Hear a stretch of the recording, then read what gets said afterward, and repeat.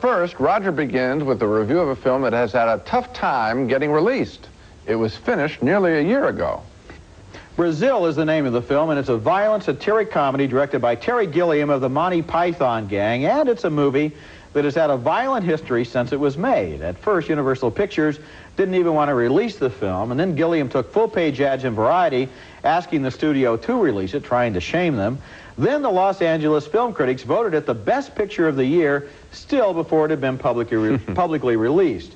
And now here it is, a savage view of the future, starring Jonathan Pryce as Sam, a bewildered functionary who works inside a giant worldwide bureaucracy and even has to fight for his own desk in his own office. Here we are, your very own number on your very own door. And behind that door, your very own office. Congratulations, DZ-015. Welcome to the team. Yes, no, cancel that. Send 2 copies to Python.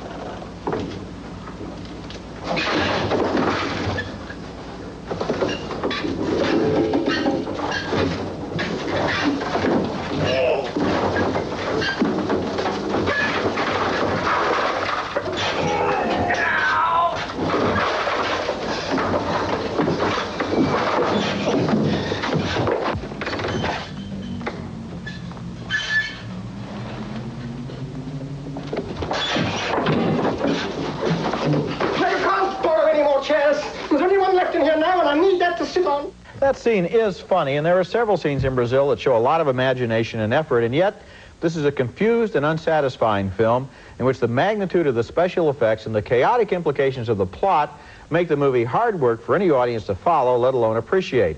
It's almost as if Gilliam asked himself what he could get away with, and they let him get away with everything, and that was too much. This movie needs fewer explosions, of which it has a large number, fewer elaborate sets, which are bewildering in their complexity, and fewer expensive special effects. It needs a little more attention to what it's really about. That Sam character, he's a bewildered everyman, and he's an interesting creation. I wish he hadn't been overwhelmed by the production he's in.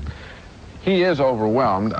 We both saw this film a long time ago. This is a puzzle that I'd like to unravel, because you and I both saw this film, I think it's about 9 months ago. That's right. I think it was a much longer version than I saw now. I think the film has been trimmed just slightly from what I saw a long time ago. I like it better shorter. I didn't like it the first time. This time I did admire, maybe because I had gotten used to what it was about, I did admire staggering special effects, some of them quite spectacular. That's true. Buildings piling up out of the floor. I mean, it's quite amazing.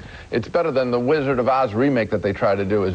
At the same time, it has really one idea and one idea only, which is we are being overwhelmed by technology. Hardly a fresh idea. It beats it to death, beautifully beats it to death. That's what I want to say. It's a beautiful beating to death of one idea. When you say you liked it better the second time you saw it, the funny thing is that reminds me of your defense of One from the Heart, remember, which also was a film that had a whole lot of technology in it, a whole lot of special effects. You said by seeing it twice, the human performance is built up. You were able to get into the human beings a little bit more. That did not happen for me the second time around for Brazil. It still seemed to me like an idea that was totally overwhelmed by its production, so that it was just technological overkill. Yeah, I'm telling you, they would have done it a lot better if they had taken about 50, his dream sequences, for example. I think you'd have taken all the dream sequences and thrown them out, and that would have made the picture a little bit better.